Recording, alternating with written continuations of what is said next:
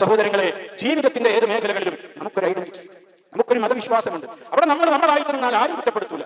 ഏത് മേഖലയിൽ ഒരു തിന്മ ഒരാൾ ചെയ്യുന്നുണ്ടാകും. ചിലപ്പോൾ നിർബന്ധിതമായി, ഉദാഹരണം മദ്യം വിളമ്പുന്ന സദസ്സുകളിൽ പങ്കെടുക്കാൻ പാടില്ല എന്നുള്ളത് ഇസ്ലാമിന്റെ നിയമമാണ്. നമ്മൾ മദ്യം കഴിക്കുന്നില്ല, പക്ഷേ മദ്യം വിളമ്പുന്ന ഒരു സദസ്സിൽ ആ പാർട്ടിയിൽ നമ്മളും പോയിട്ട് ഇരിക്കരുത്. നബി സല്ലല്ലാഹു അലൈഹി വസല്ലം പറഞ്ഞു, ഞാൻ കുടിക്കുന്നില്ലല്ലോ എന്നുള്ളത് ന്യായമല്ല എന്ന് അവിടെ മനസ്സിലായില്ലേ. പക്ഷേ ചില നിർബന്ധിതാവസ്ഥകൾ ഉണ്ടാകും. നമ്മളൊക്കെ യാത്ര ചെയ്യുന്നവരാണ്, പ്രവാസികളാണ്. നമ്മൾ യാത്ര ചെയ്യുന്ന ഫ്ലൈറ്റുകളിൽ തൊട്ടപ്പുറത്തെ സീറ്റിൽ ഇരിക്കുന്ന സുഹൃത്ത് അയാൾ ഇഷ്ടം പോലെ മദ്യം വാങ്ങി കഴിക്കുന്നുണ്ടാകും. ഞാൻ അയാൾ കൂടെ ഇരിക്കൂല എന്ന് പറഞ്ഞ് എനിക്ക് യാത്ര പോകാതിരിക്കാൻ കഴിയുമോ?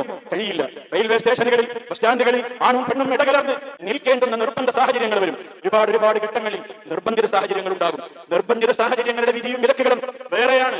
ഞാനായിട്ട് കരുതിക്കൂട്ടി തിന്മയുടെ ഒപ്പം കൂടിയായി മാറുന്നതിന്റെ വിധി വേറെയാണ്. മുസ്ലിമെ, അത് പഠിക്കാനും വേർതിരിച്ചറിയാനുമുള്ള തന്റെ വിവേകം ഈ മുസ്ലിം ഉമ്മത്തിന് നഷ്ടപ്പെട്ടുകൊണ്ടിരിക്കുകയാണ്. അവർ ചെയ്യുന്ന ഏത് തോന്നിവാസങ്ങൾക്കും ന്യായീകരണങ്ങൾ പടച്ചുണ്ടാക്കും. പക്ഷേ സർവ്വ ന്യായീകരണങ്ങൾക്കും അല്പായുസേയുള്ളൂ. അത് നമ്മുടെ മരണം വരെയാണ്. നാക്കിട്ടടിച്ച നാവുകളൊക്കെ നിശ്ചലമാകുന്ന ഒരു ദിനം വരാനുണ്ട്. അത് പരലോകമാണ്. ഇന്ന് നമുക്ക് ഏത് തിന്മകളെയും വെളുപ്പിക്കാൻ നമുക്ക് നാവുകളുണ്ട്, പണമുണ്ട്, അധികാരമുണ്ട്, ആൾബലമുണ്ട്. പരലോക കോടതിയിലെത്തുമ്പോൾ ഇതിനൊന്നും വിലയില്ല മക്കളെ.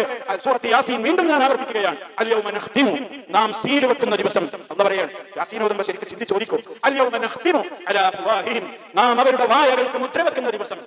അല്ലാഹു പറയുന്നു, അൽയൗമ നഖ്തിമു അലാ അഫ്വാഹിഹിം വതുകല്ലിമുനാ, മിണ്ടാതിരിക്കടാ, ഇനി സംസാരിക്കേണ്ടത് നിന്റെ കൈയാണ്.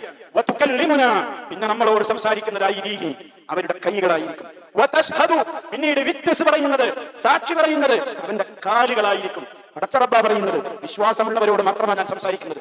അതല്ല ഞങ്ങൾക്ക് ഇതിലൊന്നും വിശ്വാസമില്ല എന്നാണോ? അവരോട് എനിക്ക് സംസാരമില്ല. പക്ഷേ ഇവിടെ കൂടിയിരിക്കുന്നത് മുഅ്മിനീങ്ങളാണല്ലോ. എന്റെ ശബ്ദം ശ്രവിക്കുന്നവർ മുഅ്മിനീങ്ങളാണല്ലോ. എന്റെ ശബ്ദം ശ്രവിക്കുന്നവർ മുസ്ലിം ഉമ്മത്തിലെ മെമ്പർമാരാണല്ലോ. അതുകൊണ്ട് ഓർമ്മപ്പെടുത്തുകയാണ് സഹോദരങ്ങളെ, നമ്മൾ ചാടിയാൽ എത്ര വരെ തുള്ളും? നമ്മൾ മതിമറന്ന് ആറാടിയാൽ എത്ര വരെയാണ് നമ്മൾ തുള്ളുക?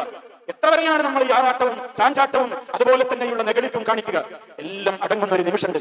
അന്ന് മരിക്കുന്ന നേരത്ത് അട്ടഹസിക്കും, അന്ന് ഖബറിൽ വെച്ച് അട്ടഹസിക്കും, അന്ന് പരലോകത്ത് വെച്ച് അട്ടഹസിക്കും. അല്ലാഹുവേ ലൗ കുന്നാ നസ്മഉ, ഞങ്ങളോട് ഇതൊക്കെ ഉപദേശിച്ചിരുന്ന കുറെ ഉപദേശികൾ ഉണ്ടായിരുന്നു, ഞങ്ങൾ കേട്ടിരുന്നുവെങ്കിൽ, ഔ നഅഖിലു, അല്ലെങ്കിൽ ഞങ്ങൾ ചിന്തിച്ചിരുന്നുവെങ്കിൽ, മാ കുന്നാ ഫീ അസ്ഹാബി സഈർ, ഞങ്ങൾ ഈ കത്തിയാളുന്ന നരകത്തിയിൽ വരേണ്ടിയിരുന്നില്ലല്ലോ എന്ന് കരയുമ്പോൾ അല്ലാഹുവിന്റെ മറുപടി ഖുർആൻ മറ്റൊരു സ്ഥലത്ത് പറയുന്നുണ്ട്, ഇഖ്സൗ ഫീഹാ, മിണ്ടാതിരിക്കടാ, വലാ തുകല്ലിമൂൻ, ഒരക്ഷരം എന്നോട് സംസാരിച്ചു പോകരുത്, നിന്യനായി നരകശിക്ഷ നീ അനുഭവിച്ചോളൂ. പ്രിയമുള്ളവരെ, ഞാനും നിങ്ങളും ഏറെ ബഹുമാനിക്കുന്ന അല്ലാഹു പറഞ്ഞ വാചകങ്ങളായി കേട്ടത്, അവന്റെ ഗ്രന്ഥത്തിലുള്ള ആയത്തുകളായി കേട്ടത്, നമ്മെ ഏറ്റവും കൂടുതൽ സ്നേഹിച്ച, രാത്രി ഉറങ്ങുമ്പോൾ പോലും നിങ്ങൾ വിളക്കണക്കാതെ കിടക്കരുതേ, കാരണം ദുനിയാവിലെ തീ പോലും എന്റെ സമൂഹത്തിലെ മെമ്പർമാരുടെ ശരീരത്തിൽ ഉണ്ടാകരുതെന്ന് പേടിച്ച മുത്ത മുസ്തഫ നമ്മളോട് പറഞ്ഞ വചനങ്ങളാണ് ഈ കേട്ടത്. ഇത് ഉൾക്കൊള്ളാൻ തയ്യാറുള്ളവർ ഉൾക്കൊള്ളുക. ദൗത്യം നിർവഹിക്കപ്പെട്ട് കഴിയും.